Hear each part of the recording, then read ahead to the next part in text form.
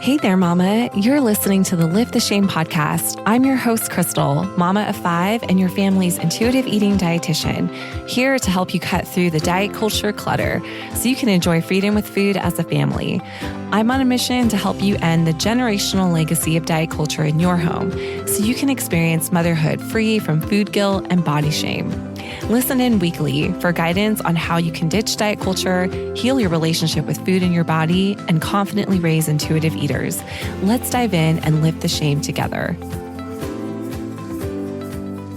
Hey, Mama, welcome back to the show.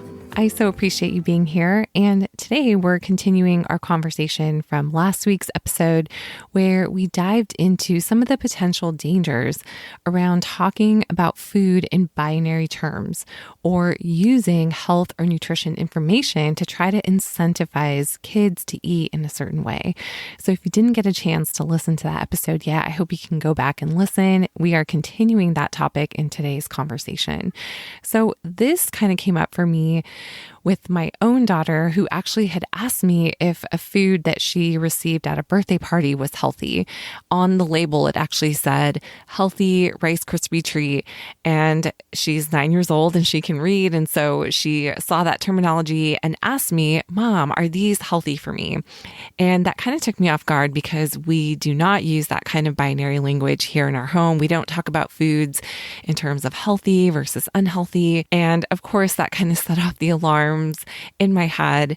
And we were able to have a good conversation around that, which I will talk to you about towards the end of today's episode. But first, I wanted to just dive into this a little bit more. I think sometimes as parents, when we're really being intentional about shifting away from these cycles of food guilt and body shame, sometimes it feels like we're kind of walking on eggshells. Like, what do I say? What don't I say? And I don't want you to feel like you're in this place of fear when it comes to engaging with your child around food and their bodies. And I hope that just some of the resources that we talk about and discuss on this podcast can arm you with tools and strategies to really just build your confidence in engaging around food in your home in a positive way, one that's life-giving and one that's not perpetuating any cycles of diet culture. And so I wanted to follow up today's conversation just talking about some ways that you can engage around food and support your child's overall health without harming their relationship with food. Because as we discussed last week, when we try to project our hidden agendas, when we try to micromanage how our kids are eating in subtle ways, right? Like when we're trying to steer the direction of their appetites, or if we feel uncomfortable with the trajectory of the way their body is growing, this can sometimes lead to using language as a way to steer how they're eating. And I've seen this a lot too on social media, and I think it can create some confusing messages about how to talk to kids about food, where we are prematurely introducing very complex nutrition facts, which I think can actually cause our kids a lot of confusion around food and subtly communicate this message that we don't trust them how to eat. And so this is something that I think is important to just examine, to have some more awareness around. And again, it can come up very subtly where we're telling our kids things like, oh, these veggies are healthy for you. They make you strong, or this is really good for you. Why don't you try a bite? Or don't you think you've had enough? Maybe you should stop eating that. These subtle ways that we communicate to our kids around food can have implications in the messages that our kids are internalizing about their own bodies. And this is really important when we're thinking about the long-term goals that we have for our children, where we want them to internalize beliefs around food and their bodies that center on trust and that center on their body being the best expert of what they need. We live in a diet culture that has this prominent message that we can't trust our bodies or that our bodies are wrong. And our kids are hearing these messages and picking up on these forms of messages and this narrative from many different sources around them. And so we want to help them build resilience to that message. And it really starts in our own home. And it starts in the way that we engage with our kids around food. It starts in the way that we communicate with them when they're eating. And we don't want to undermine their body's ability to self-regulate a variety of different foods, even if that means that your child is primarily eating the starches or the carbohydrates and not willing willingly choosing to eat vegetables or doesn't have a taste preference for a lot of produce, but would rather eat the processed foods. I know those things can create a lot of discomfort. And some of that stems from a lot of the narratives that we grew up with, where we felt like our bodies were untrustworthy. And now in feeding our own kids, those same narratives can come right back to the surface. And that's how diet culture often gets perpetuated into different generations. And we want to think about, how are we speaking to our kids about food? Are we prematurely trying to interject these messages about nutrition, again, as a form of incentivizing them to eat something that maybe they're not ready for? And these are things that I often see happening in very discreet ways. And that's why I wanted to just bring attention to this conversation in order to encourage you to examine what is the common narrative around food in your home? And is this an area where you can potentially rewrite the script so that you are promoting this message of trust to your children, and that the way you communicate around food is not a subtle way of undermining your child's ability to eat and self-regulate? And I discussed this in last week's episode in terms of the reasons why health and nutrition information can potentially be damaging to our kids. And one primary reason is that it often separates our children's abilities to listen to their bodies. And this is because, just to summarize, and again, I'd encourage you to go back and listen to that episode if you want to hear more of this in detail. But again, eating and intuitive eating is based on internal motivation. And when we are starting to create external factors as motivation for our kids to eat, such as this food is good for you, or this food is healthy, or this food makes you strong, that now becomes an external form of motivation, which separates our kids from their internal cues. So that is a big reason why we want to avoid this type of languaging when it comes to communicating with our kids about food. And another thing here is just understanding too the long-term implications of this. So I talked about last week just what the research shows in terms of using prompting in the form of verbal language, right? So saying things like, hey, this food really makes you strong. Why don't you try a bite? What we actually see from research over the long term is that that actually makes kids less likely to be curious and try those foods on their own terms. The prompting, the verbal prompting that's often involved with our kids and with meal times, it actually can really deter them from trying and having natural curiosity about learning about these foods. And we want to honor our kids' timelines in which they're learning to develop their eating skills. Kids are going to learn at different paces on different timelines, and we want to honor and respect that and not deter their own pathway by interjecting or trying to incentivize them by using health or nutrition information. So what can you do then? I know that you're listening to this, you really care about helping your child build a positive relationship with food. And again, I know as a parent trying to rewrite the script around food in your home, sometimes it feels like walking on eggshells. Like, I don't want to say the wrong thing. I don't want to do the wrong thing. What do I do? And so if we're tabling talking about food in terms of binary terms, like healthy versus unhealthy or good versus bad, if we're not categorizing food, what can you do? Next week, I actually will be talking more about specific ways to talk about food with your child in a way that doesn't perpetuate diet culture. And today, I just wanted to give you some tips and strategies in terms of how to support their overall health without potentially harming their relationship with food, which when we're looking at the impact of binary terms, binary language in terms of communicating with our kids about food, anytime we are using language that's creating a hierarchy around food in their minds, that has the potential to potentially harm their overall relationship with food or separate them from their intuitive eating abilities. So what can you do instead? I wanted to give you 3 things that you can think about when you're wanting to support your child's overall health and also maintain a positive relationship with food and their bodies. I like to call this my 3E equation because you'll see all 3 of these points start with the letter E. So hopefully that can make it easy for you to remember. And also you'll hear my love of alliterations in the podcast episodes, I'm sure. So these are 3 things I want you to think about just in terms of, again, supporting your child's overall health and positive relationship with food. So first step here is just looking at your environment, especially around mealtimes.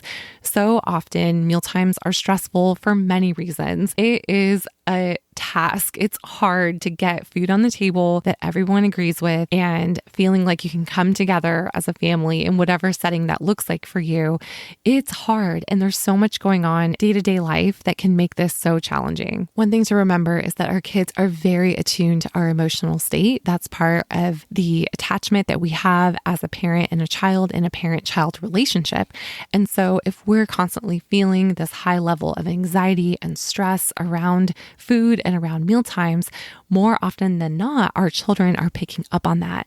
And that is likely affecting their own relationship with food and how they feel about their bodies, how they feel about the environment in general. And I don't say this to create an unrealistic standard for what mealtime should look like, but rather just to help you, again, have some self-awareness around what is coming up for you. What are your main sources of stress around meal times? And for a lot of families, often it has to do with how your child may be eating. So if you're seeing or observing your child not eat vegetables, for example, or avoiding eating altogether, or maybe you're seeing your child have a really high interest in food and seem to inhale everything that you put on the table. Sometimes our child's behaviors around food can be triggering, and there's a lot of reasons why that might be happening. But one thing I want you to consider is, how are you responding to that? What are the verbal or nonverbal messages that you're communicating to your child around how they're eating or what's coming up for you? Because again, your kids are picking up on that, and that is likely having an influence on how they feel about food. This is also true if you've struggled with a relationship with food yourself. And for a lot of parents, if you're recovering from an eating disorder, or if you've been dieting, or if you have also struggled with some form of disordered eating, sometimes mealtimes can be stressful because you're navigating your own discomfort around food while also trying to feed your child. And I just extend so much compassion to you. It's very complicated to learn how to navigate food with your child when you're still trying to figure it out for yourself. And again, the point of this is not to create any shame or guilt or try to create this unrealistic standard around mealtimes, but just to help you have a big picture view of what is happening around food for your family. I guarantee it's not just something that's going on with your child, but something that is collectively happening in your environment that may be causing stress, that may be influencing, negative energy around food as a whole in your family. And one thing that can be helpful in terms of adjusting your environment is pivoting what your focus is. For so many parents, we feel like we have this invisible checklist in our head where we're watching our kids and making sure, did they eat a vegetable today? Did they get their servings of milk or dairy or whatever it is? And a lot of those rules are often rooted in diet culture. And I just want to give you permission to let that go. When you let go of that responsibility of trying to micromanage what your child is eating, it can help you pivot the focus of your mealtime from being about nutrition to really connection. And we want to center the focus of our meals and our eating engagements with our children to be centered around connection, where it's more about, hey, I haven't seen you, or we haven't talked, or let's catch up, or I just want to hear about your day, or what made you smile today, or what was challenging today. Really using those opportunities to rebuild connection. It's really hard to do that with our children when we're, again, trying to micromanage how or what they're eating, or how they're eating is the focus of our attention. This can be really hard to do. One small suggestion that I do have that has worked really well with my family and for a lot of the families that I worked with is thinking about playing a game together as a family. And I don't necessarily mean like a board game that you bust out on the table when you're eating together, because sometimes that can be even more stressful, but little games that can really just help all of you, your partner, your children, pivot your focus from it being about the food to it being about how are we connecting right now. And so many of our kids really relate to play, and they are learning about their environment through play. That is the primary mode of how children learn. And so when we can incorporate an element of play into our eating environment, you will find that it just kind of alleviates that pressure that is often there for us as parents and also for our kids. It can just ease the mood. And I I will tell you that this will work wonders. And so I think I've shared this before on the podcast, but some of the games that we like to play is 20 questions, or someone is thinking about their favorite character or movie or song, and the rest of us have to ask questions to figure out what that is. And we all kind of take turns with that. And that's a really fun way, again, just to pivot the focus of your meals or your eating times from being about what is my kid eating, where you're kind of watching them like a hawk, to now being, hey, let's connect. This is really important. And we want to think about just building those positive connections, those positive associations around food for our children, because ultimately that will allow them to eat in a manner that feels best for their bodies. When a child is coming to a mealtime environment that is stressful or that feels stressful in any way, or there's unspoken expectations about how they think they need to eat, or they're feeling anxious and the mealtime is just adding to that anxiousness or stress, that jeopardizes their ability to eat intuitively. That actually is setting off their nervous system, which, creates that stress response, which can make it harder for them to eat in a manner that feels conducive to their overall health and their overall wellness. And so we want to think about just our environment. Can we make it as non-pressure as possible? Are you able to set aside your expectations, whatever they are, and lay those aside in order to meet your child where they're at and to focus on how you can connect with them? This is a really beautiful thing that can happen. And also, I just want to acknowledge that it can be hard too. As I mentioned, there's a lot of different facets that are influencing our overall mealtime environment. It's not just about your kids, but it's also about you and how you feel about food. Maybe what's going on over the course of your day. Sometimes at the end of the day, we are done. Our capacity is maxed out and we feel like we're stretched thin and we feel like we don't have a lot to give to our kids. And this is where it can also be helpful to just ease your expectations. Sometimes just having a pizza and sharing that on a blanket on the ground, like a little picnic, just to ease the pressure that you're putting on yourself and your kids can make a world of a difference. So environment is the first piece here to this equation. Second one here is exposure. So oftentimes I hear from a lot of parents like, all right, I'm not pressuring my kid to eat. I'm not trying to incentivize them to eat, the broccoli or whatever it is by telling them that it's healthy. I'm really trying hard not to use binary terms to encourage my child to eat. However, my kid still is not interested in vegetables, or they won't willingly try different foods, or they seem to be kind of stuck in their repertoire of, those beigey, starchy carbohydrate foods. And I realize there's a lot of concern around that. And oftentimes we feel that pressure, like, what can I do to actually expand the variety of the foods that they will eat without pressuring them? And this is where these next 2 points come into this equation here. So the first is, again, exposing, or I guess this is point number 2. We want to think about how can we expose our kids to different foods and different eating situations in order to build their confidence and their competency as eaters, right? We are born with innate intuitive eating abilities. However, it's important to remember that that is a skill that we are developing. And our kids are developing in particular because they're young, they're having different kinds of eating experiences, and they need those experiences in order to build those intuitive eating muscles. So, exposure is really important. However, the key here is letting go of any hidden agenda attached to exposure. So often I see this becoming another form of pressure where it's like, all right, we want to try this different meal. I'm going to put this dish on the table, whatever it is, and I want my child to interact with it in some way with the goal of them being able to eat it eventually.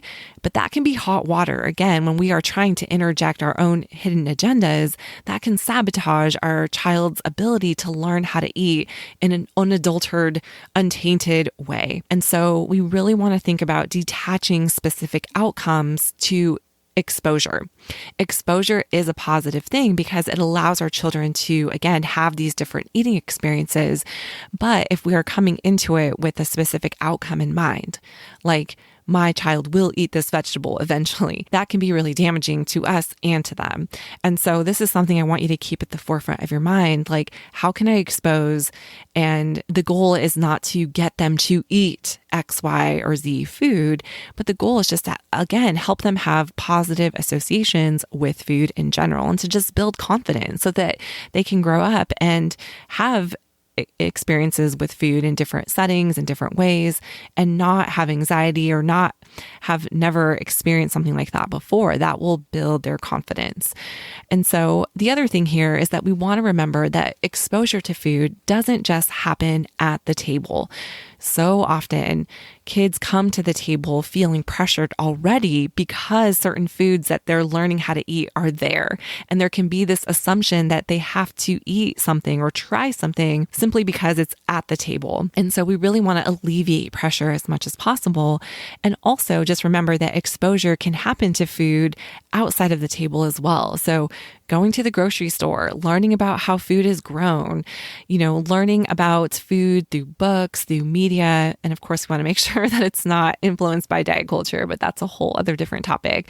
But just remember that there are great ways out there that kids can learn about food where they don't feel that the pressure of having to try or eat that food. So keep that in mind, but just remember that exposure is important. And part of this is our kids seeing us eat these foods or engage with these foods as well. And that kind of leads us to our point number 3 in the equation here, but that is example or modeling. So often I have put things on the table for my family that my kids were automatically like, ooh, I don't want that, or that's gross, or that's yucky, I don't want to try that. And I'm like, no big deal. Guess what? You don't have to eat anything that you don't want to eat. That is a phrase that I tell my kids multiple times. Like, okay, it's okay. If you don't like this, you don't have to eat it. If that looks yucky to you, that's okay.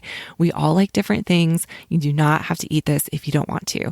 Our kids really need that reassurance because, again, sometimes foods that they're learning how to eat can look intimidating. It can be overwhelming their senses via smell or the way that it looks visually. So we want to honor and respect where our kids are at. And one thing that I've seen with my own children is just by modeling eating a variety of different foods has naturally piqued my kids' interest. And there's been so many times where, I reassure my kids, look, you don't have to eat that if you don't want to. I'll put some on my plate. I'll eat them. And then sure enough, my child, I'm thinking of one in particular who will actually want to eat it or take it off my plate and eat it. Or say, ooh, I want to try that. It's so funny because when we model without pressure, like literally when we model eating these things without saying anything to our kids, it can help them learn how to eat those foods. It can help them see enjoyment of different foods and also that they are safe to also eat things that maybe they're not as comfortable or familiar with. And again, same with exposure. Modeling is a form of exposure, but we don't want to attach an outcome to it. And the key here is enjoyment as well. So if you're not enjoying something that you're eating, you can't expect your kids to either, right? So we want to think about the setting, the foods that we're eating. Are you able not just to model eating that food, but the enjoyment of eating? I think that's a key here. We really want our kids to be able to see us enjoying a variety of different foods.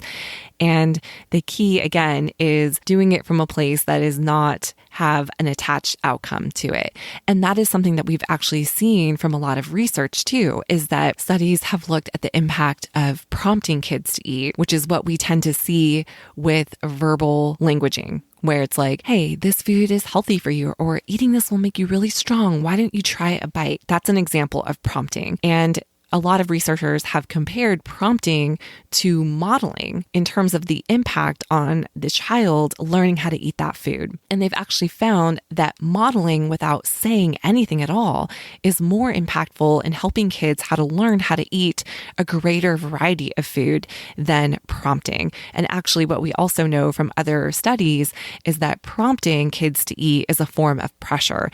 And when kids feel pressure to eat, that can build aversion to trying the very foods that we want them to learn how to eat. So there's a lot of research to support this. But again, thinking about modeling a variety of foods, making it as low pressure as possible can really help support our kids to learn how to eat these foods and eventually eat a variety of foods that best supports their own individual health. So again, this is about the long long game, right? This is the marathon, not the sprint. And we want to think about engaging in these things consistently over time. Those are also really key components of these equations and these strategies. This is not just a one and done type of thing, but something that is happening consistently over time as our kids are growing up. We want to think about our environment. We want to think about the examples that we are demonstrating to them around food and the modeling part of that example.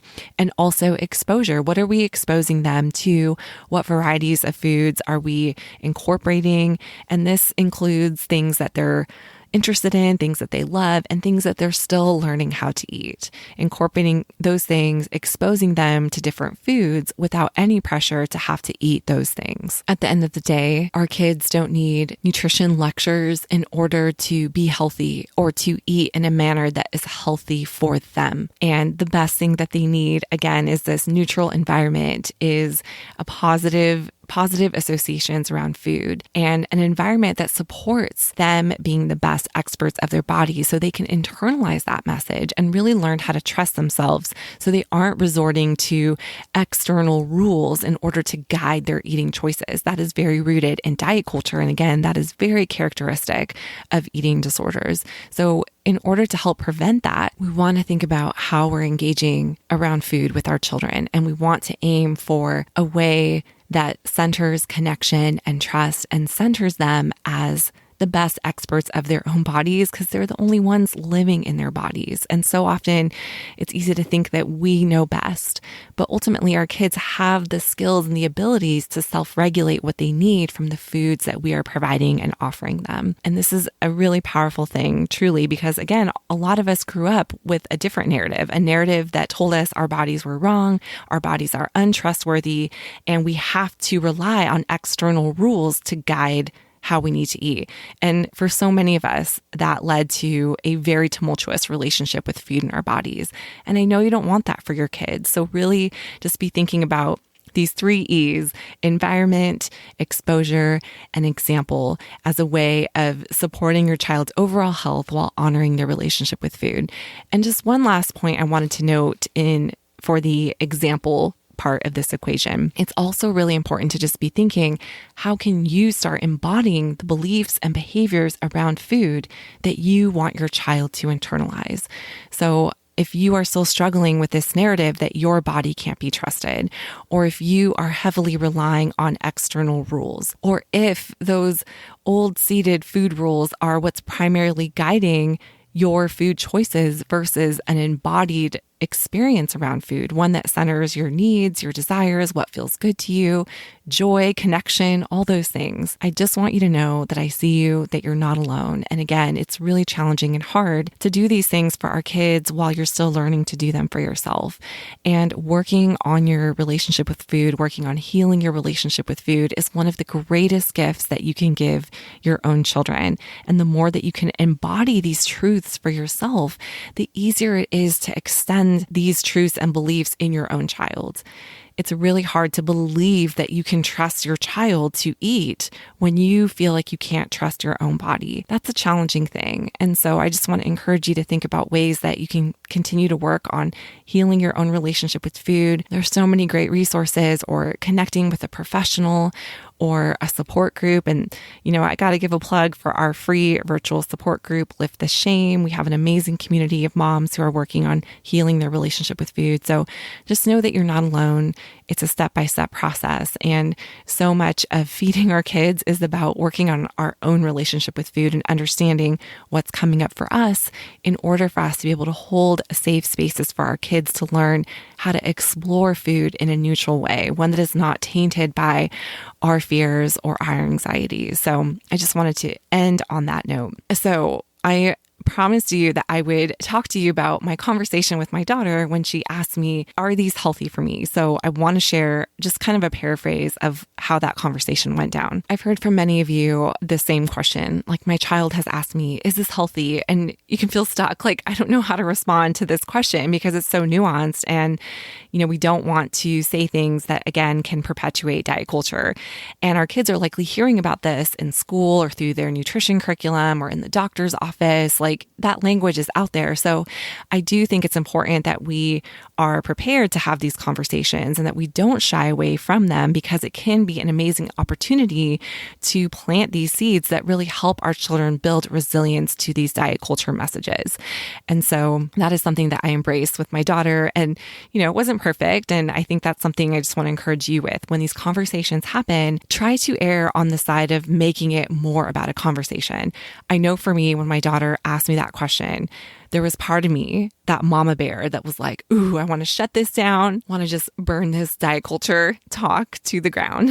But I think it's also important that we don't just jump in with a lecture, but that we really try to meet our kids where they're at and ask open-ended questions. And I asked some questions to my daughter, and it was really interesting to hear her response.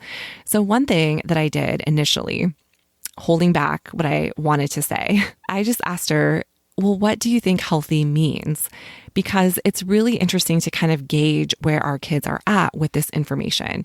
Sometimes our kids say things and they have assigned a different meaning to those words than we may think. And we have our own assigned meaning to these words, and we don't want to assume our kids have the same belief. And so I just asked her, I said, well, honey, what do you think healthy means? And it was so interesting to hear her response. So she actually responded and said, I think it means feeling strong. And I just kind of went with that. And I said, okay, so tell me, what are some things that help you feel strong? And hearing her response just made me smile, because it really just shows a lot of the innate wisdom that our kids do have. And she went on to say that she feels strong when she eats foods that she likes. She was telling me how when I eat, it just gives me a lot of energy and it makes me feel strong. But she didn't say eating certain foods in particular. She said, when I eat foods that I like. And I said, okay, well, tell me what else helps you feel strong. And she said, when I jump on the trampoline or when I ride my scooter. And she was kind of thinking about it. And then she said something along the lines of, when I work hard to do my homework at school, or when I drink water. That was something she said too that I thought was kind of cute.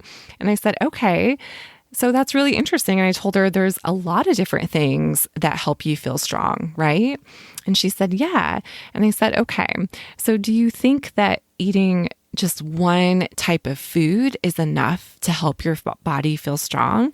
And she kind of thought about it and was like, no. And I said, yeah. So sometimes people talk about foods being healthy for us, but really our bodies need a lot of different foods to work and to function. And I said, just like you mentioned, there's so many different things that help your body, like playing, eating enough food, drinking water. It's not just food. And there's many different things that our bodies need to help us. And I was starting to tell her, sometimes we need to rest or getting enough sleep at night, or sometimes we just need quiet time to ourselves, or sometimes we really need connection with other people. There's a lot of different things that we can do to take care of our bodies. And that's how I kind of started to pivot the conversation to be taking care of our bodies and what can we do to take care of our bodies. I was trying to reiterate to her that it's not just about the food, and really that when it comes to the food, our bodies need all kinds of different foods to help us. And the best thing that we can do is listen to our bodies to help us decide what they need, both when it comes to food, but also other things that are life-giving that we need to do to take care of our bodies. And so we had a discussion around this, and also just stressing that all foods help our body in some way. And just like health means different things to different people, food means different things too. And there's some foods that we like and some foods that we don't like, and that's okay. The best thing, again, and just reiterating this, the best thing we can do is listen to our bodies to help us know what to eat or how to take care of our bodies. Like if we need more rest, or if we want to play and move our bodies, or if we need water. Whatever it is, our bodies can really help guide us. And the best thing we can do is continue to listen to our bodies. So that was about as much as she could handle in that conversation. And that's another thing too, just to remember, is that these are types of conversations that we want to think about having over time. That really, the more we can have these discussions in kind of small increments and just plant those seeds and continuing to revisit this in different frames and different aspects. One thing I do want to talk to my kids about more and in more detail is food marketing, right? Like that Rice Krispie treat that she had specifically said healthy on it. And that was something that spurred her to ask that question, is this healthy for me? And so discussing with her how food companies can use this terminology to get us to buy certain foods because they want us to believe that these are the things that will make us healthy or strong, when in reality, it's just a marketing tactic. These are more complex topics to start having when we are discussing things like fat phobia and weight stigma and food marketing, but there's ways that we can disseminate it and just break it down for our kids so they can start to understand these pieces of the puzzle and start to challenge these notions when they're being fed this information. We want our kids to be curious. We want them to explore and ask questions. And so by opening the conversation and asking them open-ended questions and allow them to explore in a safe space really can help them do that. So there's a lot to this conversation. I thought I would just share what went down with my daughter and I, but it was really insightful for me too, just to hear what she thought and to kind of go off of that point. And that's something I would encourage you to as you're having these conversations with your kids. If they're asking you, is this healthy? Should I be eating this food? Or someone said this is healthy, or someone said this is bad for me. Asking those open-ended questions and really just allowing our kids the space to self-reflect. And it's really interesting what our kids come up with. Another angle I've approached this before too is just kind of teasing out this idea. Well, if someone says that that food is good for you, or if that food is bad for you, what would happen, or what do you think would happen if we just only ate that food? If we only ever ate broccoli because someone said it's good for you. And it's interesting to see what kids kind of how they react to that. Like, oh, it would be so sad if I didn't get to eat other foods. And that highlights the aspect of enjoyment of food as part of our overall health too. And that's where it comes back to this idea of reiterating that our bodies can really help guide us with our food choices if we listen to them. And really, kids are often choosing foods innately based on what feels best in their bodies and based on what's enjoyable and what feels safe to them. And that is healthy. That is healthy, even if it's not all the vegetables in the world, right? Like that's not the criteria of healthy. And so a lot of this also causes us to challenge our own ideas and beliefs about food and bodies and health, and just be able to dismantle that in order to support our kids in a really positive way, but also just nurture and create this environment around food in our homes that is supportive of health and a positive relationship with food. So I hope this was helpful for you. I'd love to hear if you have any thoughts, questions, feedback. As a reminder, you can always connect with me via email, hello@crystalkargas.com. Let me know what you think. And like I said, next week, I will be talking about how you can actually talk to kids about food, because it's not that we can't talk to kids about food. It's just really examining what's our agenda. Are we using health or nutrition information as leverage to try to get our kids to eat in a certain way? That is where the damage can lie. So next week, I hope you'll come back. We'll be having a conversation around how you can talk to kids about food and just gentle nutrition in a way that doesn't perpetuate diet culture. So I will meet you back here next week. Thank you for listening to this week's episode of the Lift the Shame podcast. For more tips and guidance on your motherhood journey, come connect with me on Instagram @crystalkargas. Until next week, Mama, I'll be cheering you on. Bye for now.